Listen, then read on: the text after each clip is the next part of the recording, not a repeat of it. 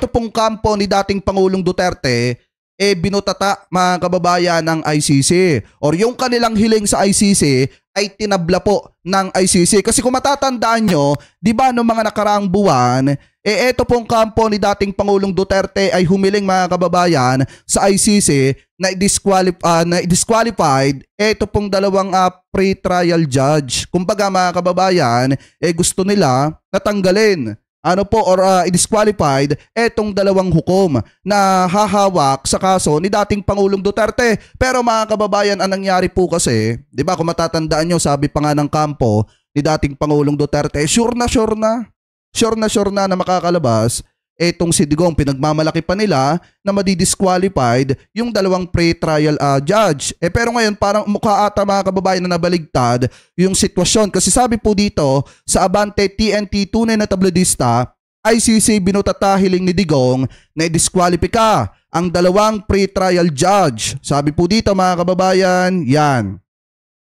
Tinanggihan ng International Criminal Court ICC ang hiling ni dating Pangulong Rodrigo Duterte na i-disqualify ang dalawang pre-trial judge na kasali sa pagtatalakay sa kanyang hamon laban sa jurisdiction ng ICC.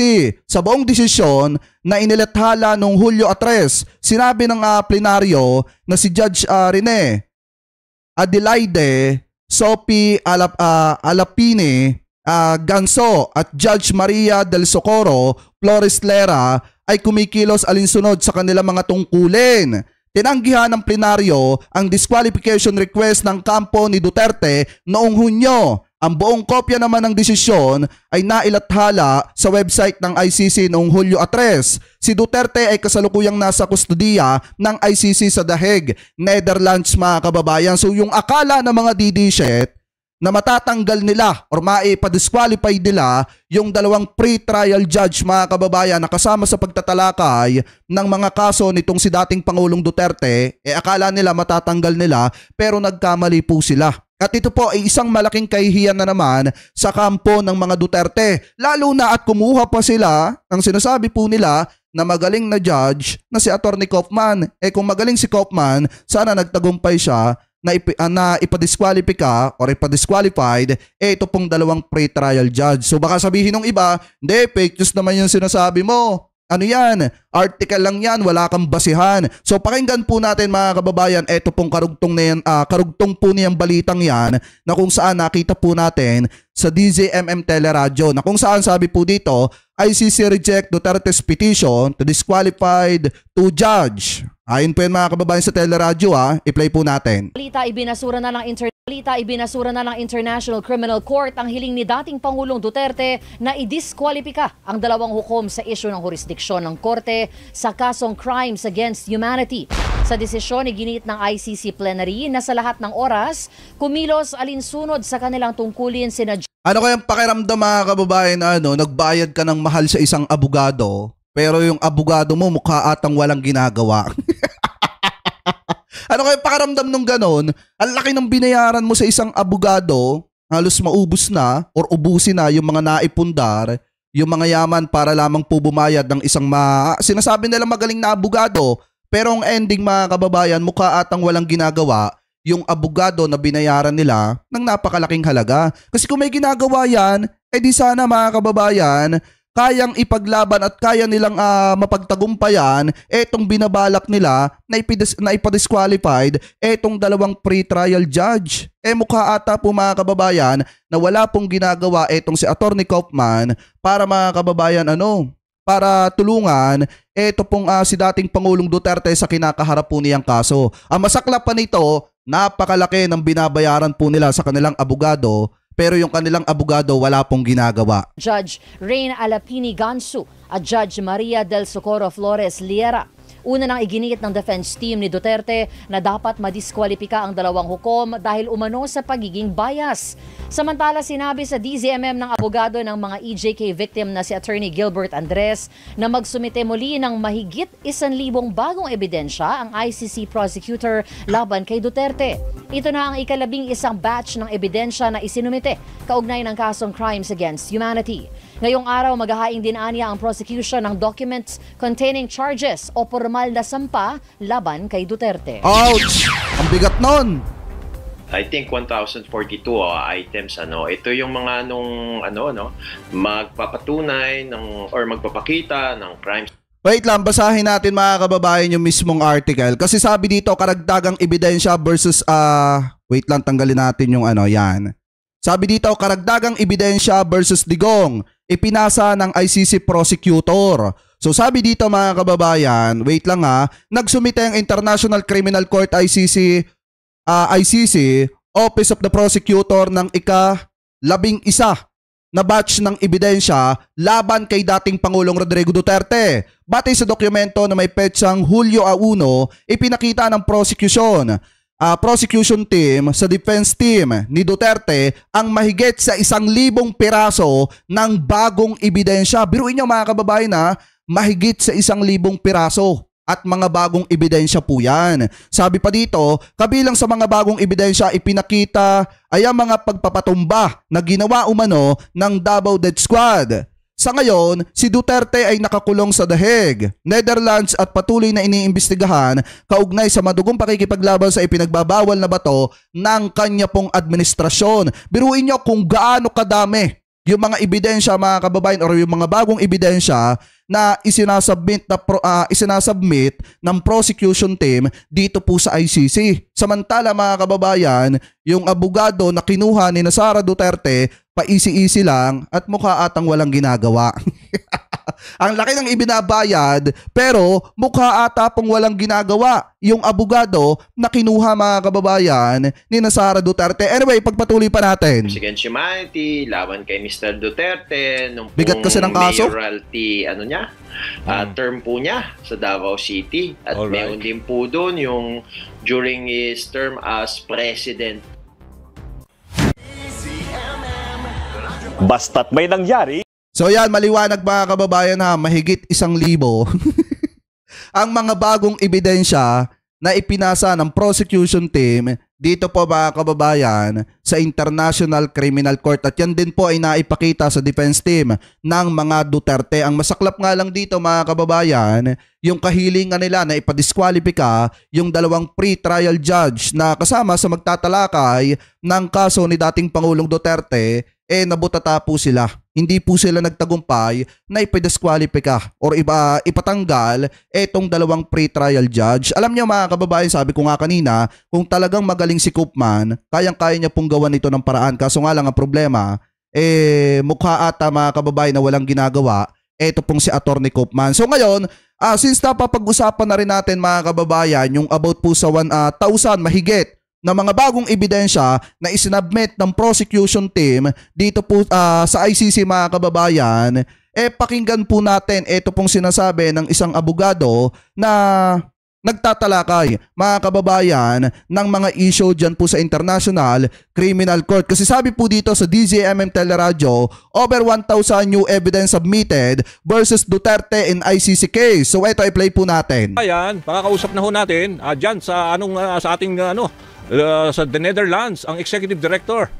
Sabi dito ni Ma'am Levi Soriano, sabi ni Sir Levi Soriano, hindi pala, ni Agnes Tester, mas magaling ang ICC. Kaya nga po dapat mga kababayan, sa totoo lang, ang Pilipinas ay bumalik na sa ICC. Kasi unang-una, marami po sa mga kababayan Pilipino natin na kapag hindi po nila nakukuha ang hustisya dito po sa ating bansa, nakakalapit sila sa International Criminal Court. Alam nyo ba mga kababayan, kung hindi lang talaga malalakas ang loob ni na former Senator Trillanes, hindi po mabibigyan paunti-unti ng hustisya yung mga kababayang Pilipino po natin na ang kalaban sa isang kaso ay dating presidente at mga kaalyado po nito. Dahil alam naman po natin na makapangyarihan ang mga Duterte at ang kanyang mga kaalyado. At pag dito yan mga kababayan sa Pilipinas, mukhang malabo po na makuha nila ang hustisya mga kababayan. Hindi naman po sa minamaliit natin yung ating mga hukuman, pero gaya nga po ng sabi ko,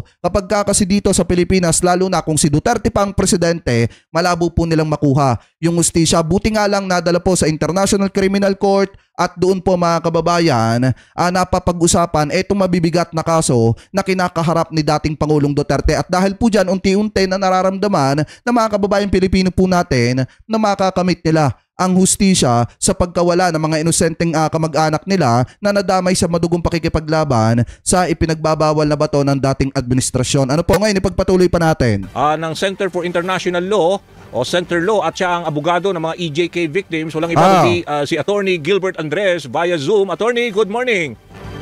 Magandang umaga. Magandang umaga po. Yes po, si Danny Buena po ito sa programang Kabayan. At ngayon ho, madaling araw dyan. Ay, thank you for waking up para at least to join us in this interview.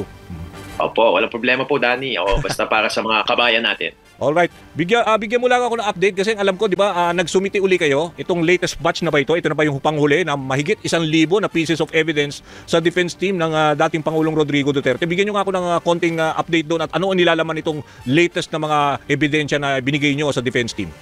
Itong mga, I think 1,042 items, ito yung Grabe, mga magpapatunay or magpapakita ng crimes against humanity laban kay Mr. Duterte nung mayoralty term po niya sa Davao City, at meron din po doon yung during his term as president po. Kaya yun po ang nilalam po ng 10,042 items na to, more or less po. At siguro, Danny, idagdag ko rin, lumabas din po yung desisyon ng buong ICC judges, patungkol po doon. Ay, wait lang, putulin natin. Shoutout kay Cloyd Adam Aquino. Mega love shoutout po. Thank you po sa pa-member po sa channel natin. Maraming salamat po. Sa disqualification application nung depensa, gusto nila pa-disqualify yung dalawang west po ng pretrial chamber patungkol po sa jurisdictional channel.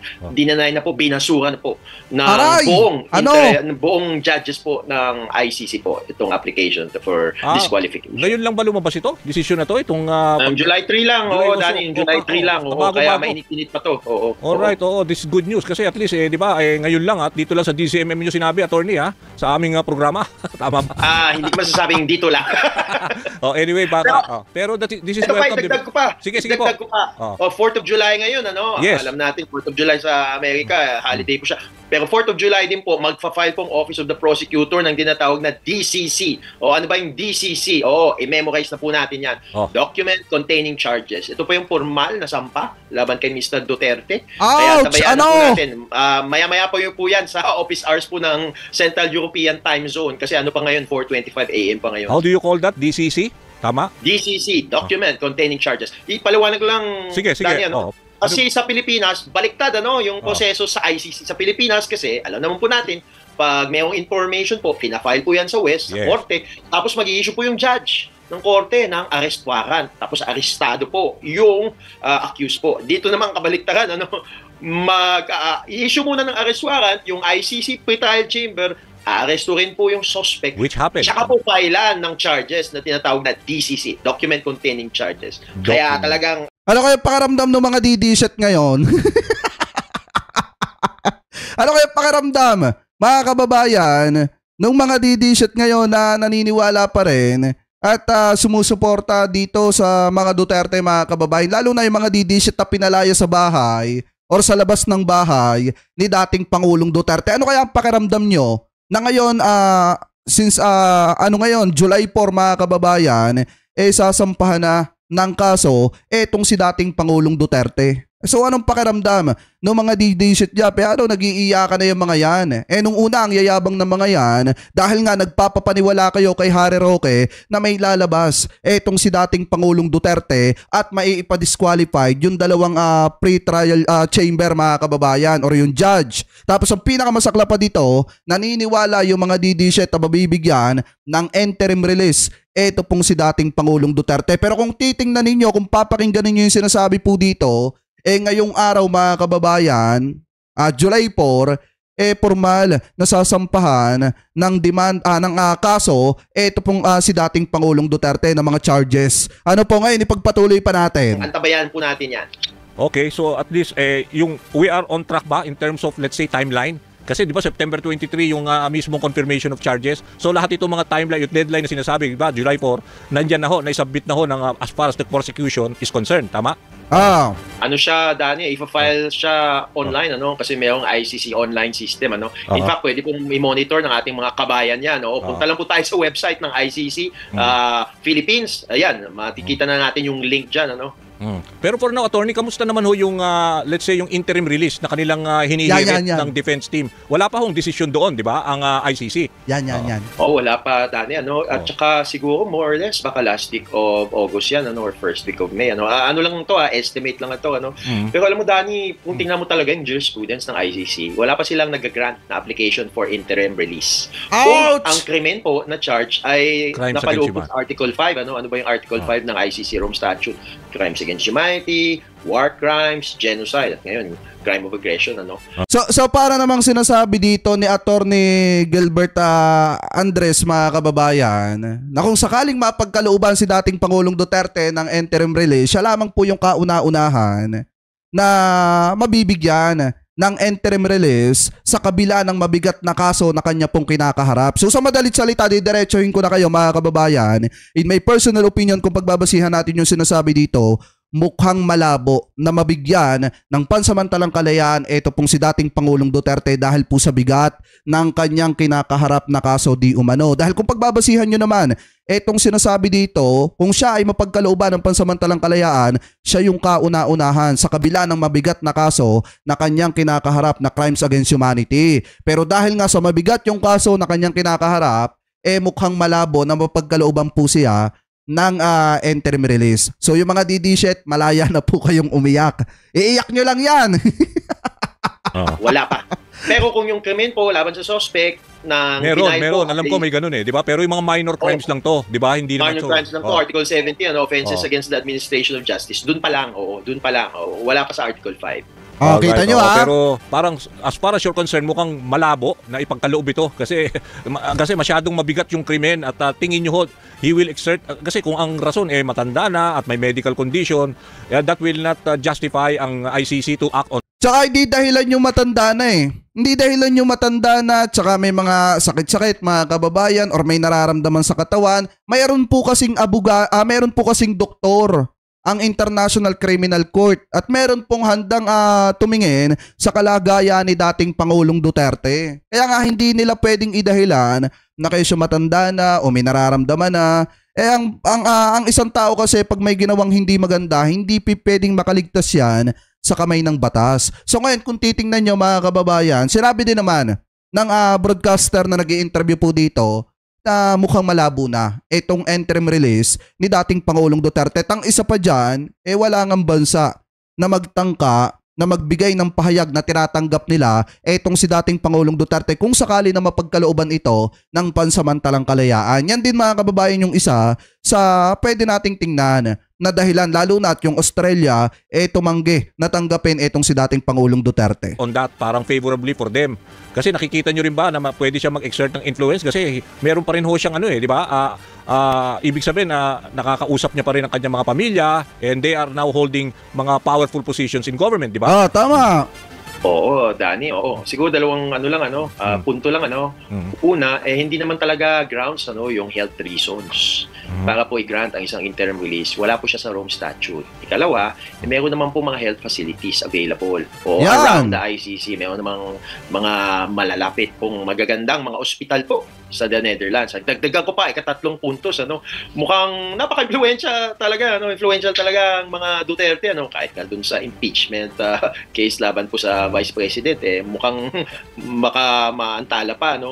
At saka yung mga kababayan, yung isang dahilan din kung bakit malabo na mapagkalooban etong si dating Pangulong Duterte ng interim release. Kasi kita nyo naman, siguro naman, yung mga taga-ICC, nakamonitor din sa nangyayaring issue dito po sa ating bansa. At siguro naman, alam din ng International Criminal Court na si Vice President Sara Duterte ay sasalang sa impeachment trial. So nakikita nila na may kapangyarihan pa rin talaga ang mga Duterte dito po sa ating bansa, lalo na't yung mga senador.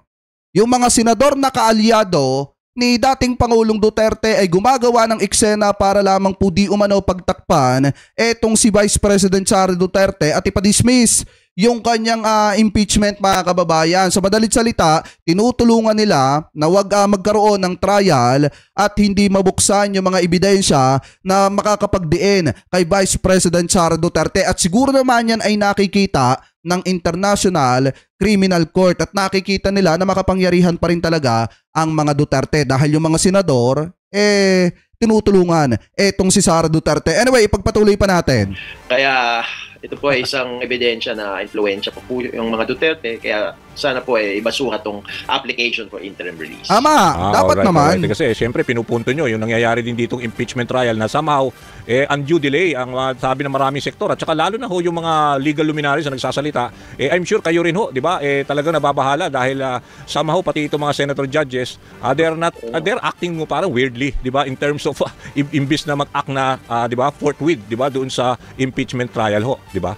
Oo nga, Danny. In fact, naging na rin ako, volunteer private prosecutor nung sa impeachment charges against kay CJ Corona noong 2011 to 2012. At this is the first time na talagang mayroong pang ambivalence. Yung Senado, dapat forthwith yan, dapat automatic na yan. At siguro yung punto ko lang dito, kung yung ating mga senador mukhang unduly influenced, paano pa kaya sa mga ordinaryong mga kababayan po natin na naantala at namatayan po sa war on drugs. Sila po ay members po ng mga low-income communities po, ng mga high-density communities. Sa mga kababayan, hindi uto-uto ang mga taga-International Criminal Court. Alam nila na once na mapagkalooban si dating Pangulong Duterte ng interim release, alam nila na magsusunodan yung mga taga-suporta ni dating Pangulong Duterte dun sa bansa na posibleng paglagyan kay dating Pangulong Duterte or tumanggap kay dating Pangulong Duterte kung sakali na mapagkalooban ito ng interim release. At alam din naman nila, nagagawa ng eksena yung mga taga-suporta niyan at yung mga senador na kaalyado nitong si Duterte para maitakas ito, mga kababayan. So yan ay isinasaalang-alang din ng International Criminal Court, kaya mukhang malabo na yung interim release nila, mga kababayan, na hinihiling. Bukod sa mabigat yung kaso, alam din naman ng ICC na powerful pa rin ang mga Duterte. Ano po ngayon, ipagpatuloy pa natin. Vulnerable po sila. Paano pa kaya sila? Lalo na ang kanilang security. Kaya dapat ibasuhan itong application for interim release. Bali, bago kayo bitawan, attorney, kasi kapos na tayo sa oras. Bali, abogado kayo ng mga EJK victims. How many victims yung mga nire-represent nyo dito? At marami, may posibilidad na sila ay makarating din ng ICC to testify? Sige, sa unang tanong mo, Tani, ito yung punto na hindi ko talaga siya madidisclose dahil ang konteksto. Ay, Sancho Boribor, mega love shoutout Ito po nito ay international crime, yung nakasampa laban kay Mr. Duterte. Kaya talagang heightened risk of security. Kaya rin ina-uphold din natin yung do no harm principle. Kaya tabayan lang natin, hindi ko masasabi. Ikalawang punto lang po, talagang ganun lang talaga yung makakarating proseso. Ba sila? Makakarating? Meron bang, let's say, a list na pupunta rin dyan at magte-testify? Yung sa yung systematic? Ganito, Danny, hindi kailangan pumunta yung mga biktima dito sa ICC. Kasi alam naman ng ICC yung talagang logistical challenge. Bagkos, pwede po nating maantabayan at matingnan po yung confirmation of charges through online po. Kasi available po siya. May video link po sa September 23. Ayun, sige. Medyo matagal pa naman yung September 23 pero syempre aantabayan na namin yun. Maraming salamat sa oras, attorney. Thank you. Tsaka tandaan nyo rin, mga kababayan, nakat na natin dito. Tandaan nyo rin, mga kababayan, habang patagal ng patagal yung mga hearing, habang patagal ng patagal, mga kababayan, yung mga proseso ng International Criminal Court sa pagtatalakay ng kasong kinakaharap ni dating Pangulong Duterte, ay patagal din ng patagal itong si dating Pangulong Duterte sa dahig, mga kababayan. At habang patagal ng patagal itong si dating Pangulong Duterte dun sa dahig, paunti-unti naman po siyang nakakalimutan ng iba sa mga kababayang Pilipino po natin. Biruin nyo nung unang beses na naaresto, itong si dating Pangulong Duterte, sunod-sunod yung ginagawang mga rally nitong mga taga-suporta, nitong si Digong. Pero ngayon, mga kababayan, kita nyo naman, yung mga tao ay mas pinili na mag-focus na lamang po sa kanilang mga trabaho. Nung una, marami nakikisimpatya, pero ngayon, mga kababayan, kita nyo naman, nung nagkakaroon ng kaliwanagan, itong mga kasong dapat kaharapin ni dating Pangulong Duterte, mas pinili na lamang po ng marami sa mga kababayan Pilipino po natin na unahin yung kanilang mga sarili at magtrabaho kaysa sumali dito po sa maling pinaggagawa ng mga taga-suportang iba ni dating Pangulong Duterte. Kaya nga po kung titingnan nyo, habang patagal ng patagal ang proseso ng ICC, patagal ng patagal doon si Digong, at nakakalimutan na siya ng iba sa kanya mga taga-suporta at lalo na ang ginagawa ni Hanilet ngayon doon sa ibang mga DD-shit mga kababayan. Kita nyo ba yung ginawa na pagpapalayas doon sa ibang mga DD-shit? Malaking kabawasan yan ng mga taga-suporta dito kay ng suporta dito kay Digong dahil nga nakikita nila na hindi maganda ang pagtrato sa kanila ng isa sa kinakasama ni dating Pangulong Duterte. Kaya nga mga kababayan, yung ginagawa ni Hanilet ngayon sumisimbolo ng pagsira ng tiwala ng mga DD-shit sa pamilyang Duterte dahil nakikita nila ang totoong ugali ng isa sa miyembro ng pamilya ng mga Duterte mga kababayan. Ano po? So ngayon, kung titingnan ninyo,